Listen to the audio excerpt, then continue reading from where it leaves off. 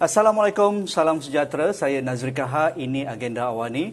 Kerajaan memberi satu khabar gembira berkaitan dengan komoditi sawit negara apabila jumlah ekspor negara ke pasaran-pasaran tradisional seperti China dan juga India meningkat begitu baik sekali.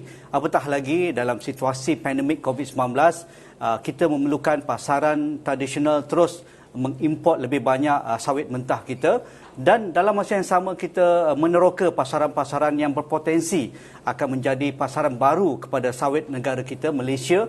Walaupun dalam situasi Kesatuan Eropah masih melihat isu-isu berkaitan dengan minyak sawit yang datang dari Indonesia dan Malaysia satu perkara yang perlu dilihat semula, dan kita sentiasa melobi untuk mematahkan hujah-hujah mereka. Dan itulah perbincangan kita pada malam ini. Saya tidak kesorangan. Yang berhormat Datuk Ahmad Jazlan Yaakob sebelah kiri saya, pengerusi Lembaga Minyak Sawit Malaysia ataupun MPOB. Datuk Ahmad Jazlan, terima kasih kerana sudi bersama saya Nazri Kaha dalam agenda Awani pada malam ini. Datuk, mungkin sebagai permulaan, apa khabar gembira yang Datuk boleh kongsikan dengan pekebun sawit kita, peladang kita dan syarikat korporat kita yang terlibat secara langsung dan tidak langsung berkaitan dengan komoditi sawit kita pada ketika ini? Assalamualaikum warahmatullahi wabarakatuh dan salam sejahtera. Terlebih dahulu saya nak ucap terima kasih kepada Astro yang telah sudi untuk menjemput saya ke ruangan yang bagi saya cukup bermakna pada malam ini, dan juga terima kasih kepada Tuan Haji lah kerana sudi bersama-sama dengan saya pada malam ini. Bercakap tentang sawit ini, sebagaimana yang telah diperkenalkan oleh Yang Berhormat Menteri Perdagangan dan Komoditi, itu sawit anugerah Tuhan. Ia terlalu menarik untuk diperkatakan soal ini. Sawit ini sebenarnya tanpa kita sedari, apabila kita memulakan kehidupan kita, bermula daripada pagi, sesudah kalau kita orang Islam menunaikan apa yang wajib ke atas diri kita, solat subuh, maka antara perkara ataupun barang pertama yang kita sentuh adalah sawit. Contohnya kita gosok gigi, kita menggunakan bahan-bahan yang berasaskan sawit. Sehinggalah kita sarapan berkaitan dengan barang-barang yang digoreng. Sehinggalah tengah hari dan berikutnya kita kembali tidur di sebelah malam. Itulah apa namanya yang dimaksudkan sawit anugerah Tuhan. Selain daripada itu, perlu juga saya kongsi dengan penonton dan masyarakat di luar sana, apa yang terkandung di dalam sawit ini adalah terlalu menarik. Daripada kegunaan seharian kita kepada bahan-bahan seperti perabot, sehinggalah kepada bentuk vitamin. Contohnya kalau saya sebut di sini vitamin E. Vitamin E yang dikeluarkan oleh produk sawit ini mempunyai tokotrienol yang amat tinggi yang memberi manfaat kepada badan kita. Contoh yang saya bagi tahu, ianya adalah bukan pengubat, tetapi macam penghalang. Boleh menghalang kepada penyakit kanser, radang, penuaan dan macam-macam lagi. Itulah istimewanya sawit. Jadi sebagaimana yang Tuan Haji sebut tadi, hari ini pekebun-pekebun kecil sawit dan juga pemain industri sawit boleh menarik lafaz yang cukup lega. Sangat lega.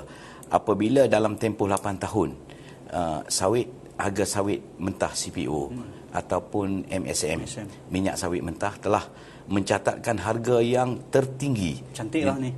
Di dalam tempoh 8 tahun. Dan yang menarik apa? Sekarang ini peringkat dunia, negara kita dilanda pandemik COVID-19. Kita tahu kesukaran masyarakat di luar sana di dalam usaha mencari rezeki. Tetapi pekebun-pekebun kecil sawit ini boleh menarik lafaz yang cukup lega, kerana harga sawit ini berada pada tahap ataupun paras yang terbaik. Di saat kerajaan melalui belanjawan baru-baru ini mengemukakan beberapa pakej bantuan one-off kepada rakyat. Tapi sebenarnya pekebun kecil sawit ini tidak terlalu bergantung harap. Walaupun kerajaan kena bagi juga. Mereka ada juga rakyat. Tetapi pekebun kecil sawit ini sebenarnya mempunyai pendapatan yang agak stabil di dalam suasana hari ini. Okey, dengan angka ataupun pasaran yang begitu memberangsangkan, akibat permintaan yang menggalakkan dari negara-negara seperti India, Pakistan, dan juga apabila pergerakan di pelabuhan dan juga di tempat-tempat ekspor import ini dibuka apabila pandemik semakin berkurangan, ini memberi satu signal bahawa pasaran berada di landasan yang betul. Tetapi dalam masa yang sama kita masih menghadapi isu-isu yang evergreen ataupun sentiasa menjadi satu isu yang perlu kita selesaikan, nak ataupun tidak. Di mana MPOB melihat situasi pasaran sawit kita di kawasan Kesatuan Eropah? Kerana kita tahu mereka cuba meletakkan halangan ban dan sebagainya daripada produk-produk berasaskan sawit memasuki negara-negara Kesatuan Eropah dengan pelbagai cara yang mereka lakukan. Tetapi kita tidak mahu hilang pasaran ini, dalam masa yang sama kita mencari pasaran-pasaran baru. Kerana ini jumlah yang agak signifikan kepada pasaran negara kita. Jadi mungkin apa perancangan MPOB untuk melobi dan juga mempromosikan bahawa apa yang dikatakan itu tidak benar, deforestation, illegal logging, isu human rights dan sebagainya. Datuk Jazlan. Okey, apabila kita berbicara soal halangan-halangan yang terpaksa kita hadapi, sudah tentulah menjadi satu kerisauan kepada industri sawit. Mungkin mereka menganggap bahawasanya sawit ini seolah-olah terhalang untuk beberapa negara yang boleh menyebabkan harga sawit ini akan rendah. Akan tetapi dalam usaha dan juga ikhtiar yang kita buat, pihak kementerian, menteri pun buat, Wisma Putra, menteri luar pun bantu kita dalam soal ini. Kita juga ada usaha-usaha lain. Itu hak mereka untuk menidakkan produk sawit kita. Tetapi kerajaan telah memperuntukkan satu jumlah yang agak besar untuk memerangi kempen anti sawit ini. Ini yang pertama. Yang kedua, kita tidak boleh bergantung harap kepada mereka. Sudah tentulah seperti Tuan Haji sebut tadi, kita mesti melihat satu pasaran baru untuk industri sawit ini, untuk kita ekspor sawit kita. Selain daripada itu, kita mesti maintain hubungan kita dengan negara-negara pengimport yang sudah ada, seperti China, seperti India. Ini adalah antara pengimport terbesar kita yang membantu kepada kenaikan harga sawit kita. Dalam masa yang sama, kita juga berhadapan dengan pandemik COVID. Sudah tentulah yang berhormat menteri saya sendiri sepatut keluar negara. Ya, berhormat menteri saya mungkin akan mengikuti rombongan Wisma Putra untuk promosi-promosi sawit. Kita tidak dapat pergi. Tetapi dunia hari ini dunia yang serba moden. Kita boleh berhubung di alam maya dengan kita punya rakan-rakan counterpart kita di luar negara untuk memberi keyakinan kepada mereka, untuk memberi penjelasan dan penerangan kepada mereka bahawasanya tomahan yang dilemparkan kepada kita ini sebenarnya tidak benar dan tidak berasas. Kalau ada satu dua kes-kes terpencil, ini tidak bolehlah dijadikan suatu asas, untuk dijadikan halangan untuk mereka terus berurus niaga sawit dengan kita. Sebenarnya di sini kebimbangan mereka terhadap lonjakan penggunaan sawit dan kesedaran seluruh masyarakat dunia tentang kepentingan sawit anugerah Tuhan ini sebenarnya membimbangkan pengeluar-pengeluar minyak-minyak seperti minyak biji yang lain, kacang soya, bunga matahari dan biji sesawi contohnya. Apabila kita bercakap soal perbandingan ini, keupayaan sawit boleh mengeluarkan, minyak sawit ini boleh mengeluarkan dalam tempoh setahun, saya maksudkan ialah 4 tan minyak sawit setahun. Sedangkan minyak kacang soya 0.45 tan sahaja setahun. Begitu juga bunga matahari 0.76 tan setahun. Jadi sudah tentulah kos pengeluaran mereka jauh lebih tinggi, dan mereka melihat bahawasanya sawit ini merupakan saingan yang amat besar kepada mereka. Sebab itulah EU berusaha untuk agar sawit ini tidak akan rancak ataupun aktif di pasaran mereka, kerana mereka ada alternatif lain untuk mereka gunakan di negara mereka. Sehubungan itu, Datuk Ahmad Jazlan, bagaimana MPOB dan juga kementerian menolong Felda, FGV misalnya? Kerana isu Felda dengan pasaran Amerika Syarikat agak sama signifikan apa yang berlaku di EU itu, iaitu mereka meletakkan syarat-syarat yang ketat terhadap isu buruh di ladang-ladang milik FGV, isu berkaitan dengan deforestation, isu berkaitan dengan bagaimana melayani buruh kanak-kanak yang sudah sinonim dengan masyarakat Felda dan sebagainya. Jadi apa peranan MPOB menangkis tomahan dalam masa yang sama, cuba menetralkan dan kita boleh menembusi pasaran Amerika Syarikat yang mana agak besar pasaran tradisi kita selain daripada China dan juga India ini. Itulah pertama sekali kita mesti melihat daripada segi hubungan diplomatik. Ini tidak dapat dinafikan. Hubungan diplomatik dengan negara-negara yang disebutkan tadi adalah memainkan perkara-perkara yang amat penting. Maknanya dengan kata lain antara pemimpin dengan pemimpin. Selain daripada bantahan-bantahan ini datang daripada kesatuan-kesatuan NGO mereka yang telah melihat bahawasanya kita menggunakan buruh paksa, which is sebenarnya tidak benar. Kita tahulah pekebun-pekebun kecil sawit kita boleh jawab sendiri. Yang berada pada malam ini, yang dengar apa yang saya bercakap pada malam ini, mana ada buruh paksa. Dan kadang-kadang mereka mengambil kira apabila anak-anak pekebun, anak-anak peneroka, kadang-kadang dia ikut ayah dia ke ladang, dan sambil-sambil itu tolong pegang itu, tolong pegang ini. Itu bukanlah kita menggunakan kanak-kanak sebagai pekerja-pekerja ladang kita.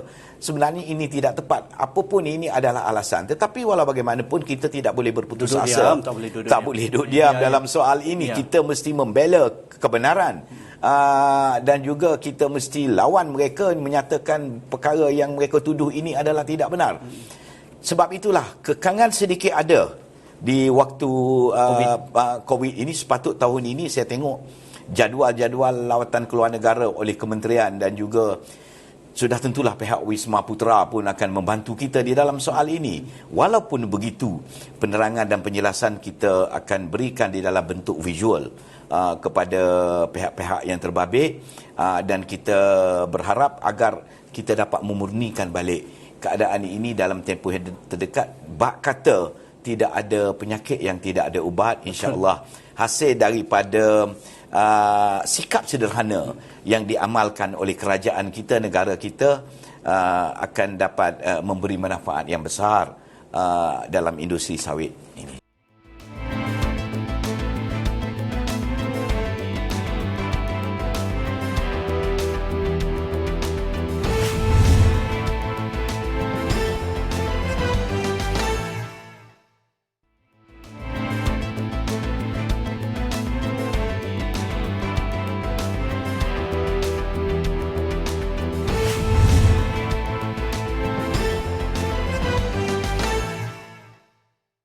Kita juga melihat realiti di lapangan, Dato' Ahmad Jazlan. Apabila kita ke Sabah, negeri-negeri yang ada estate korporat ataupun pekebun kecil yang besar seperti di negeri Kelantan, di Pahang dan Terengganu dan sebagainya, betul sawit mendominasi pasaran agro komoditi kita. Tetapi apabila kita lihat di lapangan ataupun ke kawasan-kawasan perkampungan, Felda, kita melihat bahawa mereka perlu ada lonjakan kehidupan. Tetapi MPOB dan juga agensi-agensi di bawah kementerian sudah lama aktif mengakreditasikan bagaimana kita perlu memenuhi apa piawaian-piawaian antarabangsa supaya kita dapat melangkaui pasaran-pasaran tradisional kita dan pasaran baru. Inisiatif RSPO, inisiatif MSPO, ada penambahbaikan ataupun ada lonjakan di kalangan pemain industri kita. Kalau saya korporat mungkin tak ada masalah, tetapi dari sudut pekebun kecil ni, mengapa mereka perlu bersama dalam arus MSPO ini? Ya, ini adalah salah satu perkara pokok dan utama yang ditekankan oleh pihak-pihak negara-negara maju, terutama yang mengimport sawit daripada kita. Mereka nak kita mematuhi SOP di bawah peraturan-peraturan yang ditetapkan di bawah MSPO ini. Sebab itulah saya menyeru hari ini kepada semua pekebun-pekebun kecil. Kita ada 500,000 Tuan Haji. Ya, hampir setengah juta ni. Hampir setengah juta pekebun-pekebun kecil yang terlibat dengan sawit ini. Mak kita, datuk kita, adik-beradik kita di kampung tu. Dan 49% daripada 500,000 lebih kurang 248,000 pekebun-pekebun kecil ini adalah pekebun-pekebun kecil biasa. Ya. Selebihnya adalah pekebun kecil tersusun. Ya. Mereka di bawah agensi-agensi kerajaan. Itu tak ada masalah untuk mudah kita untuk proses persijilan di bawah MSPO ini. Tetapi pekebun-pekebun kecil biasa ini, setakat ini kita baru hanya mencapai tahap 31% saja. Rendah sangat, Datuk. Rendah sangat. Kita dah berikhtiar habis daya, tetapi itulah musim pandemik COVID ini terpaksa kita hentikan dulu. Dan kita berharap selewat-lewat menjelang penghujung bulan ini, mereka ini datanglah saya Apa merayu. halangan, apa isu di lapangan itu? Untuk mereka sukar sangat nak adopt the new akreditasi piawaian ni. Itulah kadang-kadang maklumat pun ada yang tak sampai. Dan ada di kalangan mereka yang menghadapi masalah beberapa perkara yang besar pokok yang mereka merasa ada kekangan. Sedangkan perkara ini boleh diselesaikan dengan berhubung dengan pegawai-pegawai tunas kita, pegawai-pegawai di pejabat MPOB, di peringkat cawangan-cawangan kita seluruh negara. Yang pentingnya saya merayu, datang dulu. Bincang dulu, tengok dulu apa masalah. Dan kita boleh bantu, insya-Allah sedaya upaya kita akan bantu. Kerana kerja MPOB ni sebenarnya membantu pekebun kecil. Di situlah kena faham sebenarnya peranan dan tugas kita. Datang dulu ke pejabat MPOB. Antara perkara besar yang menjadi halangan yang mereka rasa ada halangan di situnya ialah antara yang kita perlukan adalah syarat tanah. Contoh, tanah mesti di dalam geran ini tertulis di situ mesti syaratnya adalah tanaman sawit. Sedangkan mungkin di dalam tanah yang ditanam sawit itu getah ke, koko ke, lada hitam ke, atau padi ke, tanaman padi, maka mereka rasa tak boleh lepas ni, mereka awal-awal tak pergi. Datang ke pejabat kita, surrender siap-siap. Dan boleh bincang dulu. Kesannya amat besar sekiranya kita gagal mensijilkan mereka kerana kehendak daripada, contohnya macam Tu Haji sebut tadi, daripada EU, negara-negara maju, dia nak tengok bahawasanya seluruh industri sawit dalam negara ni disijilkan di bawah MSPO. Tetapi insya-Allah kita akan bekerja keras, pegawai-pegawai kita akan bekerja keras, turun ke lapangan, cari, kadang-kadang kita cari tak jumpa, nama ada, alamat ada, pergi di alamat tersebut tak ada orangnya. Ada juga berlaku begitu. Jadi kesempatan malam ini amat baiklah. Saya terima kasih pada Astro Awan ni. Apa sasaran MPOB dalam hal ini, Datuk? Dalam memastikan pekebun kecil kita bersama dalam inisiatif baik ini, bukan menyusahkan mereka sebenarnya. Kita pelbagai bentuk kempen yang kita buat. Kita akan naikkan banner. Kita akan cuba dapatkan nombor-nombor telefon mereka untuk kita hantar WhatsApp. Kalau mungkin tak ada WhatsApp, kita hantar dalam bentuk SMS biasa. Kita hantar surat. Kita hantar pegawai kita. Dan terakhir ini apa yang kita buat tahu? Kita akan tampalkan poster di lori-lori yang mengangkut buah sawit ini. Mesti mereka masuk kampung. Betul. Mereka jual kat situ kan, mereka jual. Dia akan tengok untuk menggalakkan, memberi penerangan dan penjelasan supaya ke pejabat MPOB untuk mendaftarkan diri mereka untuk disijilkan di bawah MSPO. Sampai begitu kita buat. Betul. Bagi kesedaran untuk memastikan sawit ini satu industri yang berdaya maju dan menjadi satu sumber rezeki dan anugerah Tuhan yang Datuk katakan tadi itu, apa kata perancangan MPOB dalam masa akan datang? Terutamanya dalam, kita tidak mahu melihat kita hanya memikirkan minyak sawit mentah. Harga dari ladang, harga tandan dan sebagainya. Betul, itu satu.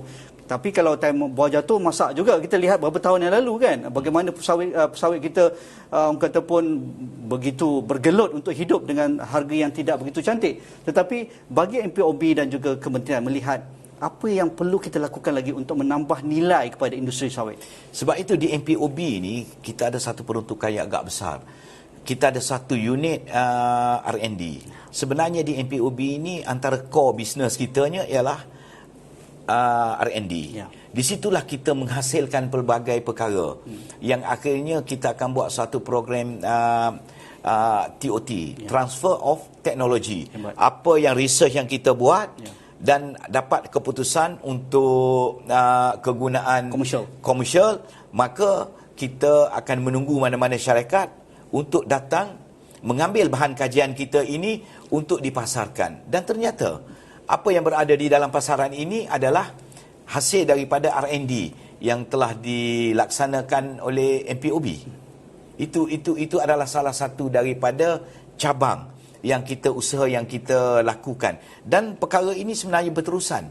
Tidak kata terhenti untuk tahun ini, tahun depan tak, kita akan berterusan untuk membuat kajian. Sebab sawit anugerah Tuhan ini, kita tahu banyak lagi manfaat yang belum terjawab dan belum kita terokai yang ada di dalam sawit ini. Kita yakin entah-entah apakah ianya boleh menjadikan suatu ubat-ubatan hasil daripada kandungan sawit itu sendiri. Datuk, apa jadi pada kita punya biofuel, biodiesel kita? Nampak agak perlahan. Dan berdekad lamanya kita menghasilkan R&D, MPOB menjuarai perkara ini. Tetapi di peringkat ataupun pemain-pemain industri, bagaimana Datuk? Bagaimana kita ingin melihat ia menjadi satu sumber masa pengangkutan kita akan menggunakan biofuel berasaskan sawit ini? Memang ianya berjaya apa yang dihasilkan oleh pusat penyelidikan kita di MPOB. Tetapi daripada segi kos, itu yang menjadi halangannya. Apabila tapi tak ada yang boleh shortcut ke Datuk kos ni? Kira-kira menjadi pengeluar terbesar dunia. Tak boleh. Sebabnya sekiranya kita bandingkan dengan minyak diesel, daripada sumber yang asli daripada minyak itu berbanding yang kita campur dengan sawit ini, kos campuran dengan sawit itu lebih tinggi. Berlainan dengan Indonesia. Indonesia menggunakan sampai B30 sekarang ni. Ya, bayangkan. 30% kandungan sawit di dalam kandungan diesel. Dia harga minyak di Indonesia lebih tinggi daripada kita. Betul. Kalau kita gunakan contohnya B20 di negara B20, kita sampai B20. Jadi nilai harga B20 kita itu lebih tinggi berbanding daripada diesel yang kita jual biasa. Jadi itulah antara halangan. Bukan kata tidak baik. Ianya untuk environment memang jauh lebih baik. Tetapi itulah antara kekangan. Mungkin buat masa depan apabila pasaran minyak dunia berubah daripada segi harga, mungkin teknik biodiesel berasaskan sawit ini akan dapat kita gunakan secara meluas dalam negara kita. Datuk, dari sudut inisiatif bajet ataupun belanjawan 2021, ada yang ingin Datuk kongsikan? Misalnya inisiatif plasma itu. Apabila kita bercakap soal plasma ini, saya mengambil kesempatan juga di sini untuk menyeru para belia kita untuk menyertai. Sekarang pendaftaran kita buka. Kita ada 2 pusat plasma. Ini amat penting untuk masyarakat belia di luar sana. Pertama, kita ada di Lahad Datu di Sabah. Yang kedua, kita ada di Felda Karatung. Kedua-dua pusat plasma ini boleh menampung sebanyak 400 pelatih dalam tempoh satu masa. Tempoh latihan setahun, kita membelanjakan 3,500 Tuan Haji untuk seorang. Itu termasuk kita bagi duit poket. Allowance. 6 bulan pertama tak banyak, 150. Tetapi kurang-kurangnya ada. Dalam makan, minum, tempat tinggal, semua percuma. Tetapi 6 bulan kedua, apabila mereka berlatih atau di lapangan, sanggup hati lah, duit poket lah kepada mereka. Dan akhirnya, mereka akan terbuka luas peluang pekerjaan dalam industri sawit. Setakat ini, 70% daripada pelatih-pelatih di plasma telah dikenal pasti terlibat dalam industri sawit. Siapa sasaran yang Datuk ingin cari? Anak muda yang bagaimana yang perlu berada di dalam inisiatif plasma ini? Kebanyakannya lepasan SPM. Lepasan SPM. Tetapi kalau lepasan diploma di peringkat universiti pun, kalau mereka nak mencari pengalaman, berminat dan menganggap ini adalah satu kerjaya, industri sawit satu kerjaya bagi mereka, kita amat mengalu-alukan sekurang-kurangnya kebergantungan kita kepada buruh asing ini dapat kita kurangkan daripada peringkat semasa ke semasa. Selesai mereka bergraduat dalam plasma, apa yang mereka boleh capai dalam industri sawit? Mereka boleh bekerja, bukanlah mereka bekerja sebagai buruh di ladang, tetapi di peringkat supervisor, di peringkat pengurusan pejabat, yang mana mereka ada ilmu tentang sawit pengurusan, dan mereka boleh menegur apa-apa yang tidak kena di dalam pengurusan ladang sawit ini, kerana mereka diberi tempoh setahun untuk menimba ilmu dan juga mencari pengalaman di plasma Pusat Latihan Sawit Malaysia ini. Infonya ada di laman web MPOB itu ya? Ada, boleh layari laman web, boleh berkunjung ke pejabat-pejabat cawangan MPOB. Tak payahlah kalau nak. nak 1000 diet tak nak 1000 dalih. Tak semesti datang daripada keluarga yang menjadi pekebun sawit atau Tak. terbuka pada Terbuka. anak muda Malaysia. Anak nelayan pun boleh. Boleh. Bayangkanlah ini peluang dalam situasi pandemik, mungkin yang ramai kehilangan kerja ataupun sudah bergraduan, sudah ada diploma, sudah ada sijil, tidak ada profession di luar sana. Mungkin anda berminat dalam bidang agro komoditi ini. Plasma menjanjikan sesuatu peluang yang begitu besar di hadapan anda. Carilah peluang ini di pejabat-pejabat MPOB dan juga di laman web MPOB. Terima kasih Yang Berhormat Datuk Ahmad Jazlan Yaakob, Pengerusi Lembaga Minyak Sawit Malaysia. Saya suka hati Datuk datang bersama kami mencerita keadaan situasi terkini dalam agro komoditi sawit negara kita, dan kita harap situasi ini akan lebih memberangsangkan lagi pasaran dengan harga yang begitu menarik setan melalui MSM kita. Sekian saja. Assalamualaikum. InsyaAllah kita jumpa lagi. Terima kasih. Waalaikumsalam.